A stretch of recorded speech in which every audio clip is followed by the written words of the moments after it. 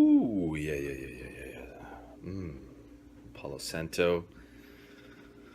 So, Darren here, and just wanted to tap in and talk a bit about what is happening on Monday, because it is this big,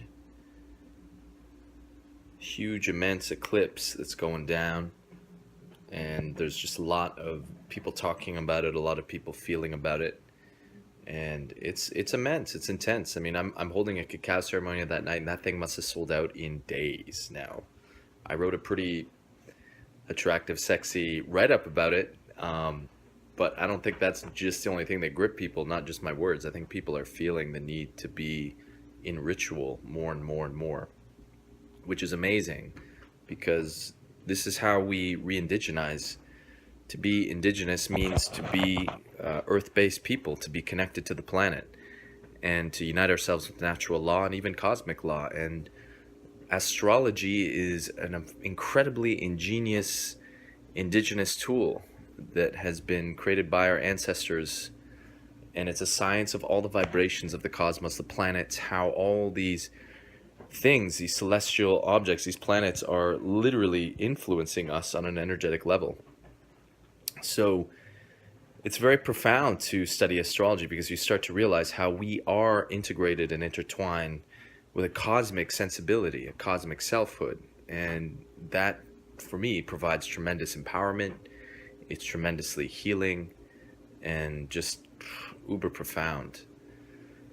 Whew. So we are, speaking of astrology, we are witnessing one of the most powerful cosmic events in recent memory this Monday, with this total solar eclipse in the sign of Leo. The new moon is that day, and people are also calling it the Great American Eclipse, because for an hour and a half it's going to be visible, or it's going to travel across America from east to west, and it's dividing America from north to south, which is pretty profound, because a lot of what America is going through right now is a reemergence of the wars, the wounds, I should say, of the Civil War.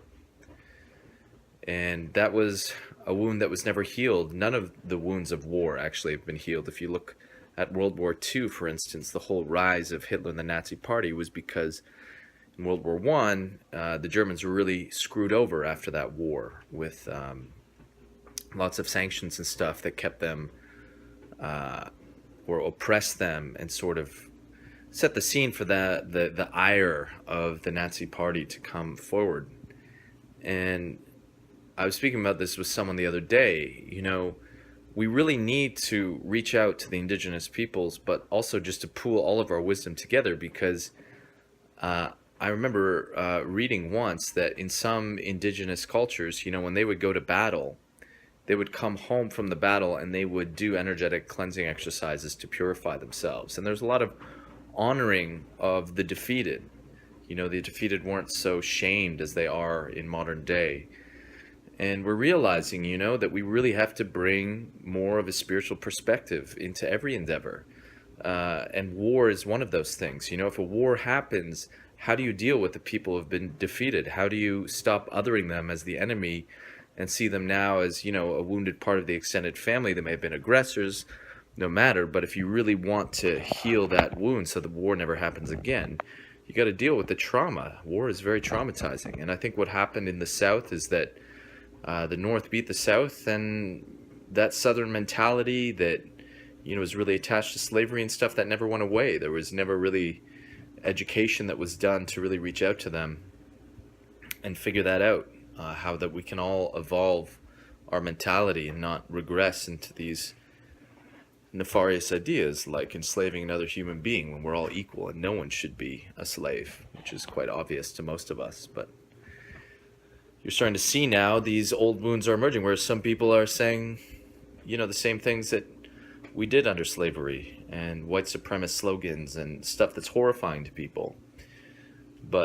And that horror is real, and we should be horrified, but we also have to have an energy that moves beyond that. We need to be able to stand and witness that and look into that and hold that, realize this is the reality before us. We have some very broken human beings in our societies, and people that really need some fierce compassion and healing, but people who also need to be confronted. They need to be quarantined from others so they don't do harm, like we just saw in this last weekend in Charlottesville, which was just such a harrowing event. I mean, I've been feeling it all week. It's gripped everyone, and it's good to see that it's gripped everyone. It's really making people feel and think about things in a new radical way. Like, what can we really do, when we have this kind of hatred in our society where people are literally declaring war on each other, and when to, in this case, a young woman died tragically. And Donald Trump is definitely one of the most ungraceful leaders I have ever seen. It's just crazy that this guy is the president of America. Like, wow. But there's a lot of half-truths floating around. It's like everyone has a piece of the puzzle, but when we speak them alone, we're wrong. But when we speak them together and help fill in the blanks, something can come of that. And I thought everyone's hating on Donald Trump for saying, that there's hatred on both sides, when that's true. There is hatred on both sides. Both people are hating on each other. And as Buddha said, hating never ceases by hating. Now, the problem with Donald Trump is he needed to condemn the fact that a young woman died. A young woman died because of a white supremacist protester, probably. And that needs to be condemned. And he didn't do that. And that is horrendously egregious. So he's definitely deserved in that department to feel the ire of the public. But good old Donald, this eclipse is going to shake him up massively in a personal way. So let's get into this eclipse. Why is everyone freaking out? Well, as I said, eclipses, this eclipse is drawing this line right across America. It's dividing north from south. And eclipses are said to be reset points. So it's interesting that this eclipse is almost trying to emphasize that this line between north and south, it needs to be reset. It still exists. A lot of the wealth is in the north of America the country, and a lot of the poverty is in the south. There's a lot of destitution there. And a lot of the hatred that's happening right now is actually more of a class economic thing than anything, although racism exists and is being thrown into the mix. But you really have this divide between north-south in America, and this eclipse is really trying to highlight that. And then you have the eclipse itself. It's happening in the constellation of Leo, and it's conjunct, meaning it's connected, it's united with the star Regulus, which is a star that I've learned was prized by the Persians because it is actually the brightest star in the constellation of Leo. It's said to be the heart of the lion. So this is a really interesting point because Leo is kind of that king lion energy, and Regulus is actually in Donald Trump's birth chart as well, and he was born on a lunar eclipse. And eclipse babies, they get very intensely shook by eclipse energy. So this is very interesting what is happening right now. What I'm really getting the sense of is that this is a movement from the king energy in its egotism, in its self-serving kind of tyranny, moving towards what Regulus is in now, which is in Virgo, which is more about the king, queen, I should say, as healer, as servant, as serving the people. It's the end, actually, of the old paradigm of king or queendom. And Donald Trump is that sacrificial lamb. We are literally seeing the projected shadow of that dark leadership king queen energy personified in the flesh. And for that, it's a blessing that this guy is here. Well, it's not only, I shouldn't say it's a blessing. That's not a good thing to say, actually. What it is exactly what we have created. This is what we let happen because we have not been politically and spiritually activated enough to take back the power. We are living in a fascist, techno-fascist kind of world.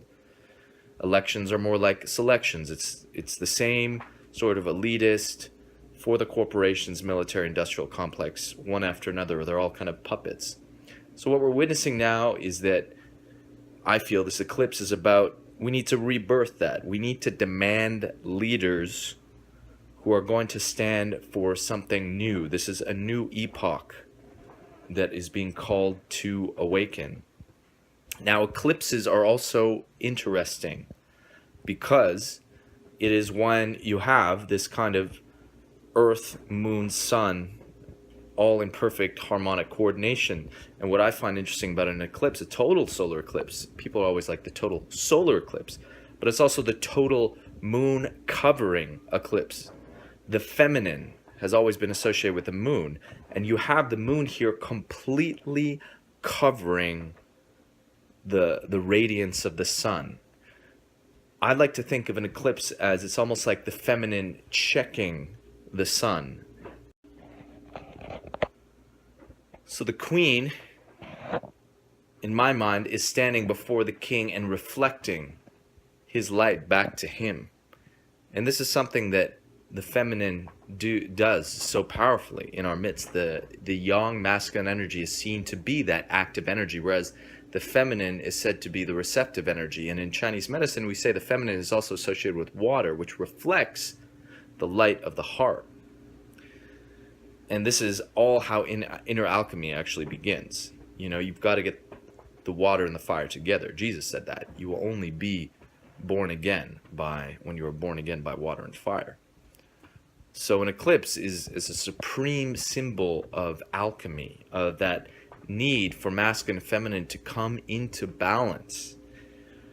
And I would say what we are witnessing with all of this stuff, with Regulus and the heart of the king being challenged, is that it is a call for a radical rebalancing of the masculine and feminine on the planet, and men and women. Because men have been taking up a lot of space. It's not necessarily their fault. Patriarchy has installed them in this kind of dominator hierarchy. And a lot of men like myself are starting to realize we need to make more space for women, because women have tremendous wisdom that is actually, in a lot of ways, different than the wisdom that men have. Women bleed once a month. Their blood is cleansed. Their blood holds their spirit. That's what the Taoist said. Shen, or soul, force, soul power, or the soul, is magnetized to the blood. So when women bleed once a month, they are literally purifying themselves. And this is why you find a lot of indigenous traditions, they really honored the difference between men and women, because biology informs that, nature informs that, and it's particularly around the menses. So the sweat lodge, I was taught by First Nation elders, was created for men to purify so they could keep up to pace with women. And I think nowadays, because we've lost all this sense of our differences and how to work with them, you're witnessing a lot of women who are really, really rising up, and men, a little more murky in the soul department, are really lagging behind. And this just, we can't birth this new world unless men and women work together and empower each other. And so this really, really needs to happen. And I really see this eclipse as also symbolizing that energy. And with Donald Trump kind of being the sacrificial king, because back in the old world, when the king lost his potency, when there was a drought, or the fields did not sprout fertility, the king would be sacrificed. And that's what we're witnessing right now. Donald Trump is this kind of sacrificial lamb, and he is hopefully the last stand of these broken kings. Something new needs to emerge. Something new needs to emerge desperately. So it's a really, really powerful eclipse. And I also want to share on a very personal level, something that's been coming through for me is the white lions. So the white lions I have been super connected to since the sort of commencement of my spiritual journey in my early 20s.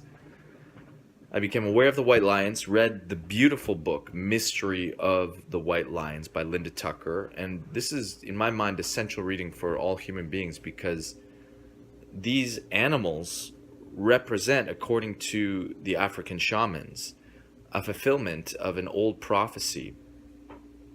These white lions apparently represent the They are the kings of kings, or the queens of queens. They are not albino, they are literally mutants, and they just showed up in like the 1970s in Africa, and no one knows why, but the African shamans have been waiting for them. They consider them to be harbingers of a new epoch, a new age.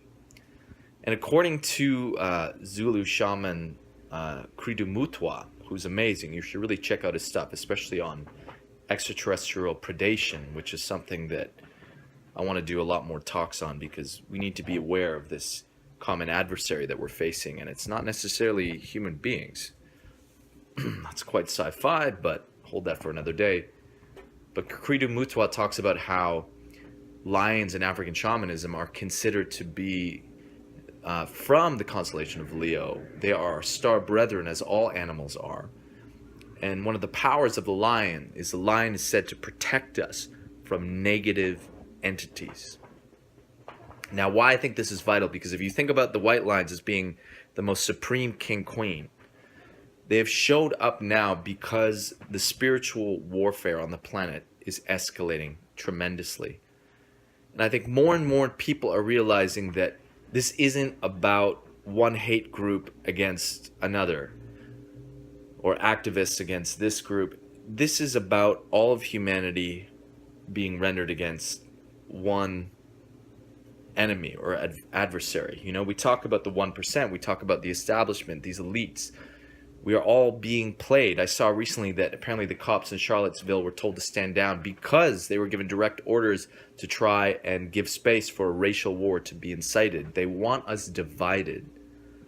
We need to find a way to radically unite beyond all of our differences and all of our pain. And there's so much pain and trauma to process. It's going to take time. It's not going to be easy. It's not going to be clean. It's going to be messy. But when I think about these King of Kings, this energy of the white lion showing up, it's calling for the fact that, to me, one of the king of kings is that energy of that star of Regulus, the heart of the lion, moving into that Virgo healing energy. Is the king queen serving the masses, the sage king, as they used to call it in the ancient world, where our leaders were actually the most wise people. They weren't necessarily the most powerful people in a kind of dominator hierarchy way. They exuded virtue, and their virtue was then radiated out into all the masses. This is all of our birthright. The human soul is sovereign and has this capacity, but there are leaders out there that are going to come more and more to the fore to challenge this. It's always darker before, the end of the storm, and Donald Trump is that storm, and all the hate that is emerging is literally him prodding that out of our collective. This needed to happen. There was no other way. We've been distorted, manipulated, and fucked with that for thousands of years. And that story is a lot more crazy than you think. It makes you think about how Jesus talks about in the time of the apocalypse, which means the great revealing. It doesn't mean the end of times. That the truth is going to really just absolutely, it's going to make us in awe of what the truth really is. And all these shamanic cultures, all these indigenous cultures, they know about the fact that there is a battle going on the level of the mind, on the soul of the human being, and that we are up against very negative forces that aren't necessarily human. And right now you're seeing this warfare happening because these forces are literally trying to take control of the planet in a supreme way. Why? Because they see human beings are waking up. We are cosmically being timed to wake up in the 9th wave of the Mayan calendar. The cosmos is trying to wake us up. You can't stop that. But these leaders, these beings are insane. At least that's what the ancient Gnostics called these archons, what they called them. They are insane.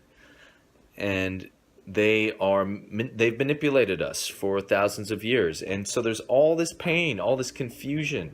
People have been oppressed. In fact, everyone's been oppressed. And people have been wounded. And that's why I've been calling for the fact that we need the archetype of the warrior and the archetype of the healer to combine. We need healer warriors to step up, and we need shaman, king, and queens to step up. Leaders who get what it takes to heal the human condition, how complex that is, how nuanced that is, how you need fierce compassion. You need a balance of being assertive and also incredibly loving, and we need a force of love that is as yet just being born, as yet unseen. And that's why I've called this Cacao ceremony I'm running. When I tapped in meditation and asked for guidance on the intention, what came through was when love learns to roar. Because when you look at all the lion energy that's happening, and you think about how lions were those protector forces on this planet that would keep human beings protected by these negative entities, the lion's roar itself, I've been told, is incredibly clearing on that spiritual dimensional level of negativity. It literally scares away the demons, and we are right now being assaulted by such a powerful dark force that we need to realize that that lion energy is within us all, and we need to ally with the animal spirits, realize how powerful and beautiful animals are. The white lions in particular at this juncture in time, we need to call upon them, visualize them walking into our hearts. And we need to let their power expand in our hearts, and we need to let our love roar and begin to emerge in a whole new capacity and power that will transcend race, religion, and culture, and start to grasp that universal human identity. Because that's what needs to go down right now. Our love needs to become that big, that cosmic, that we are able to hold every single human being, no matter what they have done, no matter what pain they have caused or pain they are in. Our love needs to be powerful enough to hold every single human being. It needs to become divine in that aspect. Because when you look at some of these white supremacists, they need the love too, but they don't need some foppish kind of foolish love. They need a very skillful love that knows how to look into a human being's eyes and know that they are possessed by a dark force, and to call forth the essential natural goodness of that person's soul. So it's not a soft love. This is a love that shakes people awake. Gandhi used to say, you have to be angrier at the person wanting to do violence, angrier at their violence, betraying their own soul, than whatever anger they have towards the person that they want to harm. And if you just think about that, that is intense, that is immense, and that is truly a love that roars, a love that is birthed from a lion's soul. And that's what we need to come online. So I'm pumped, I'm excited. This is why we're here. This is what I wrote about when Donald Trump got elected. I was excited. I said, okay, now it's on. Now we are going to accelerate. We are finally going to do this work. We've been putting it off, this initiation, and undoubtedly, you can't blame anyone. Initiations are scary. You are not the same thing. An initiation is a death of an old part of yourself so a new sense of self can be born. And we are literally at that point right now, where we are now stepping into this initiation together. We need to stand and rise and unite and protect ourselves, figure out what do we stand for, what do we stand against, and we also need to hold that dynamic ability to not other what is part of the against. We need to realize that human beings who are filled with hate, who are killing and murdering other human beings, are possessed. They are possessed. They are betraying their the goodness of their human soul, and I believe that we can bring that goodness back online in those people. And it's going to take a tremendous effort, and it's going to take a lot of coming together and sharing the wisdoms of all our traditions. And it's also going to take, if I can just be really specific, it's going to take the indigenous peoples. Look, we are all indigenous, but some of us have been cut off from our indigenous roots for a very, very long time, such as my own white indigenous European roots. There's been an old wound there that's been cut off, but some of the First Nations people in particular here in Canada that I connect with, they have heroically kept their roots alive despite the most horrendous colonialism, and they still shine and radiate with the wisdom of abiding by natural law, of all the initiations to cultivate their beautiful humanity through vision questing and initiation ceremonies and full moon rituals. They are the ones that we need to put in power, because they know what power is really about. Power and allegiance with the earth and the spirit, the great spirit. So I really put it out there. Find First Nation elders and wisdom keepers. Find out a way to support their messages. Just get in front of them. Just listen to them. They have saved my life. And I highly recommend checking out Dave Kershane.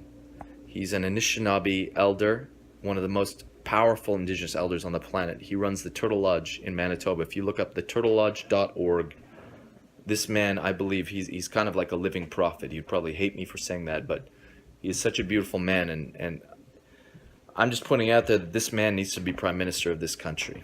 We need indigenous leaders on that level. That's how we're going to let the lions roar, through the people who really understand the power of the animal spirits constellating in the human soul. This is what needs to go down. So I wish you the best on Monday. Call forth those white lions. Bring them into your heart. And don't be afraid. You know, we were born for this. We were born to overcome. We are going to get through this together. Listen to each other's wounds. Find the wisdom in that sharing. Get vulnerable.